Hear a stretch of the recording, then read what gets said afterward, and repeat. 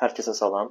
Bu günləri uşaqların ən çox əziyyət çəkdiyi mövzulardan biri olan trigonometriyadan 2 maraqlı sual yazmışam lövhəyə. Bu sualların müxtəlif həll üsulları var. Yenə mən sizə ən rahat, ən sadə həll üsulunu öyrədəcəm. Bu üsulu mən kitablarda düzü görməmişəm.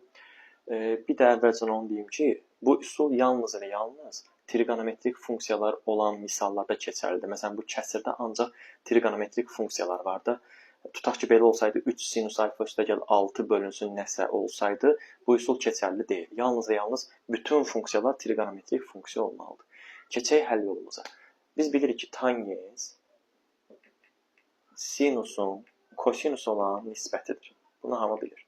Bərabərdir, -5-i də özü verir. -5-in aşağısına bir dənə 1 yazıram. Çünki hər bir ədədin aşağısında görsənməz bir 1 var. Surətdə sinus var, surətdə -5 var. Deməli, sinusun yerinə -5 qoyacağıq. Kosinusun yerinə 1 qoyacağıq. Aparaq qoyaq misalda yerinə. 3 vurulsun -5 üstəgəl 6 vurulsun 1 böl 1 çıx 2 vurulsun -5.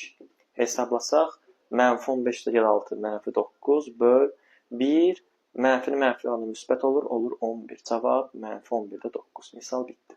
Keçək eyni üsulla aşağıdakını yazaq. Kotangens isə uşaqlar kosinusun sinus olan nisbətinə bərabərdir.